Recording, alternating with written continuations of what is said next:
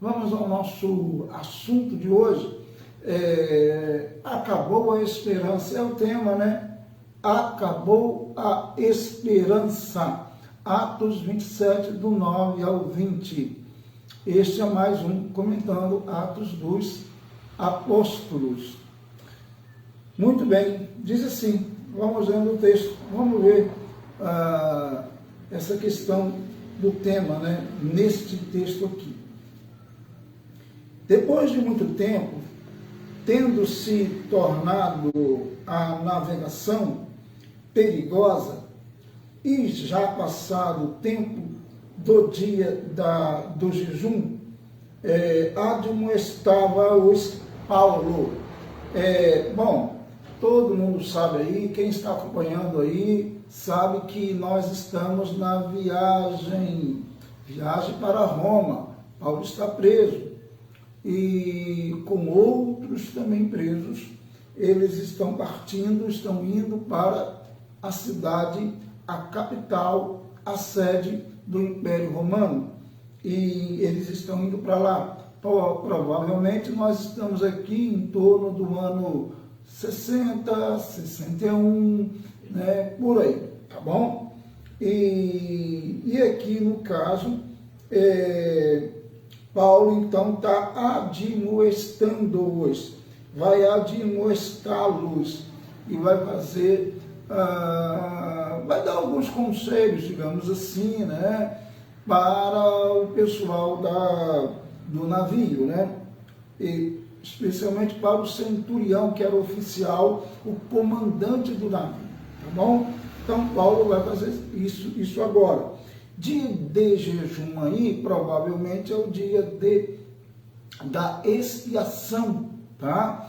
Que era comemorada anualmente, de acordo com o calendário judaico, tá?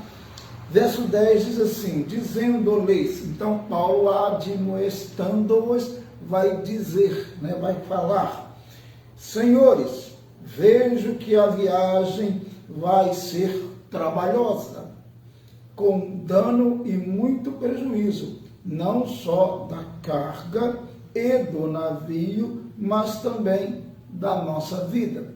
Paulo, então, teve aqui um tipo de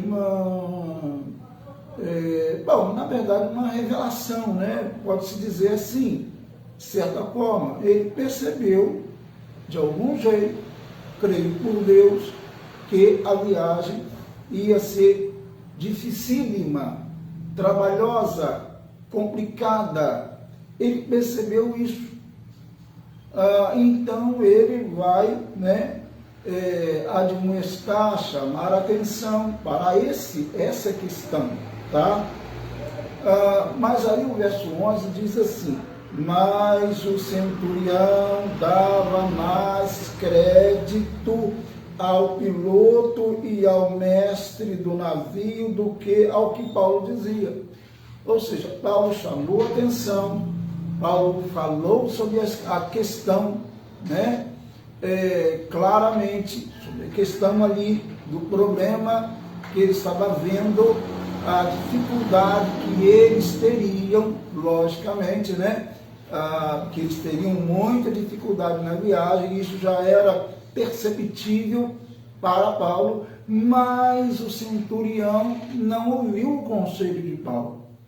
Tá? Ora bem, mas o centurião dava mais crédito ao piloto, aquele que estava conduzindo lá, né, o leme lá do navio, né? Ele dava mais crédito à questão técnica.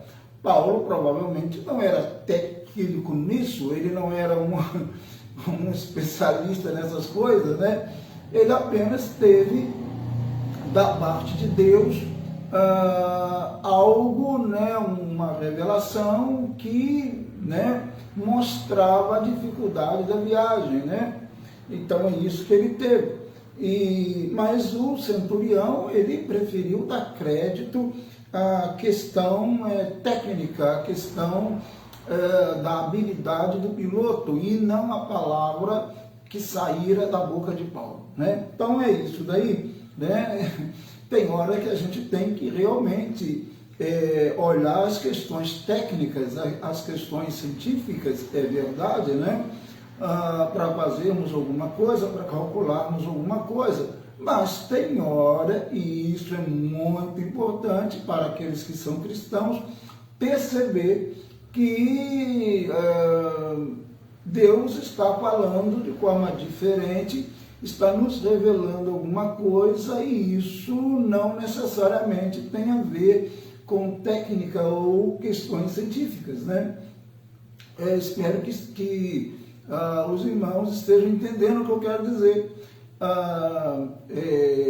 Às vezes você tem que fazer, tem um compromisso em fazer alguma coisa, por exemplo, na questão financeira, e se você for olhar a questão técnica, a questão contábil puramente, você não irá fazer. Mas se você realmente sentir de Deus que deve fazer, você vai fazer. E aí, se for realmente de Deus o que você sentiu, dará certo. É nesse sentido que eu quero dizer, tá? E é nesse sentido aqui. O centurião, ele, pela lógica, claro, ele deveria ouvir o cara que está lá pilotando lá o navio, né?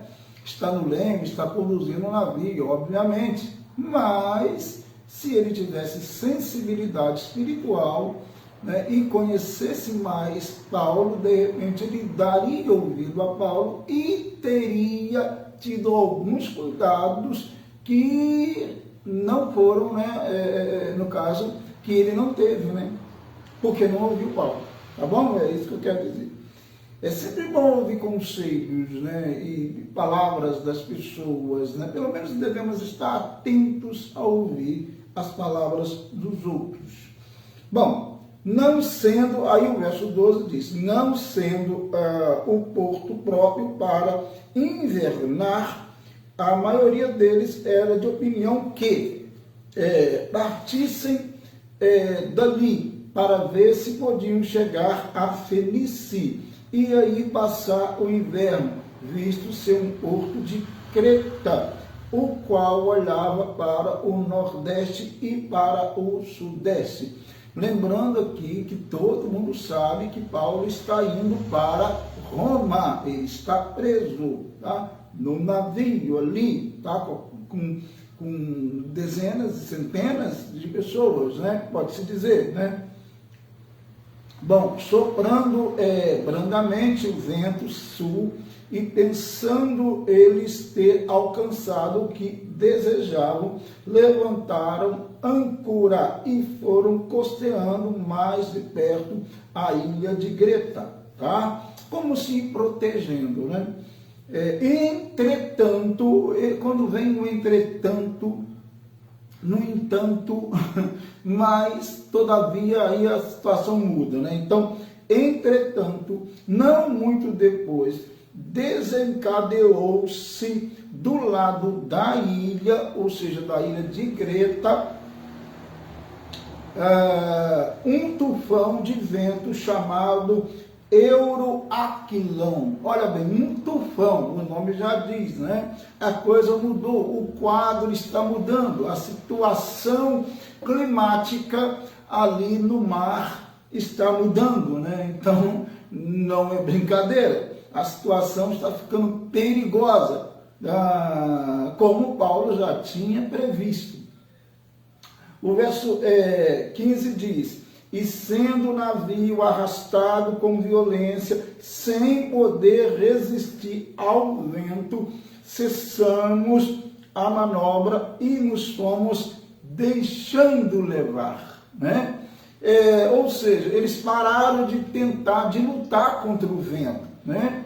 Interessante isso daqui, até serve para uma aplicação aqui nossa, né? Às vezes você está lutando contra alguma coisa, mas não adianta nada, você percebe que não adianta nada, você luta e não sai do lugar. Rema e não sai do lugar, e você tem que parar, pensar, refletir, orar, e falar assim, Deus, o que está havendo? O que está acontecendo? Não adianta você continuar, né? Remando para onde? Não está indo para lugar nenhum. O Não adianta você continuar lutando. Lutando para quê se você não sai do lugar? Se não tem nada aqui, né, de sucesso, nada de ser bem sucedido. Então, né? Então tem hora na vida da gente, eu acho que acontece isso com você também, que você está remando e não sai do lugar. Então é hora de parar, refletir e ver o que vai fazer ou o que tem que mudar. Entendeu? Nesse caso aqui, e nos fomos deixando levar. O vento de Deus deve nos conduzir, né? Melhor isso, né, do que o vento do mundo, né? O vento de Deus deve nos conduzir, deve direcionar a nossa vida e a gente parar de ficar remando, né? Lutando, porque você vê que não chega a lugar nenhum, que não sai do lugar, entende, gente? Eu acho que é por aí aqui, isso aqui dá uma liçãozinha para a gente também nesse sentido. O verso 16 diz: passando sob a proteção de uma ilhota chamada Cauda, a custo conseguimos recolher o bote, né? A situação estava complicada e tal, eles pararam de, né, lutar contra aquela maré, contra aquelas ondas e tal, contra o vento, e deixaram o vento levar, né? O vento de Deus. E levantando usaram de todos os meios para cingir o navio, ou seja, é uma linguagem para amarrar o navio, né? E temendo que dessem na Sirte, quer dizer, um tipo de areia movediça, um negócio assim, tá?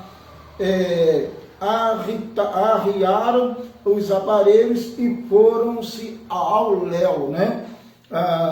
Aí diz o verso 18: açoitados severamente pela tormenta, no dia seguinte já aliviaram o navio, ou seja, eles foram açoitados, né? Ou seja, as ondas batiam no navio, e o pessoal todo ali, Paulo ali, com a tripulação toda ali. A situação era complicada, caótica. Imagina, querido, se hoje uma tempestade no mar tem as suas, digamos, as pessoas ficam preocupadíssimas. Imagine então com toda a tecnologia que tem hoje. Imagina naquele tempo, né? A situação é muito realmente complicada, né? E Paulo estava ali junto com o pessoal. E ao terceiro dia, nós mesmos, com as próprias mãos, lançamos ao mar a armação do navio. Quer dizer, eles pegaram aquela coisa pesada, né, a armação do navio, lançaram ao mar. A situação realmente estava complicada ali, né? E o verso 20 diz: e não aparecendo havia já alguns dias nem o sol nem as estrelas. Imagina a situação, gente.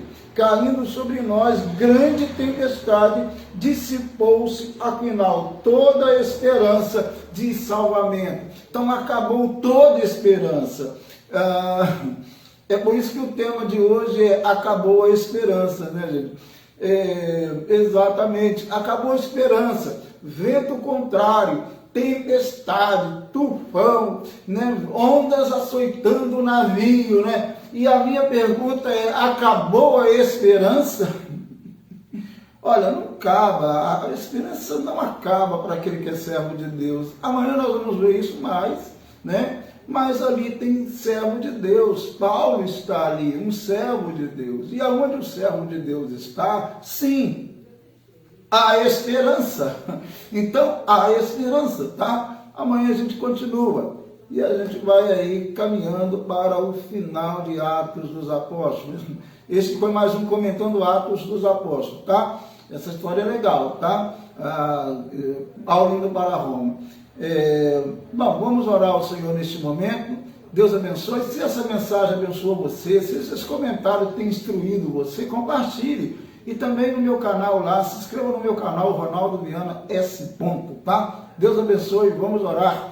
Deus, muito obrigado que estamos em Tua presença, louvamos o Teu nome, Te exaltamos. Tu és Deus Todo-Poderoso, Criador dos céus e da terra. Sim, ó Deus, há esperança para aqueles que confiam em Ti, em meio às tribulações, em meio aos tormentos da vida, há esperança. Em nome de Jesus, abençoe cada um que está ouvindo esta palavra neste momento. Estenda a tua mão poderosa para abençoar em nome de Cristo. Abençoe o nosso querido e imenso país. Em nome de Jesus, estenda a tua mão forte e poderosa para abençoar o Brasil. Abençoe as autoridades constituídas desta nação, em nome do Senhor Jesus. Amém e amém. Deus abençoe. Grande abraço. Fique com Deus. Bom dia.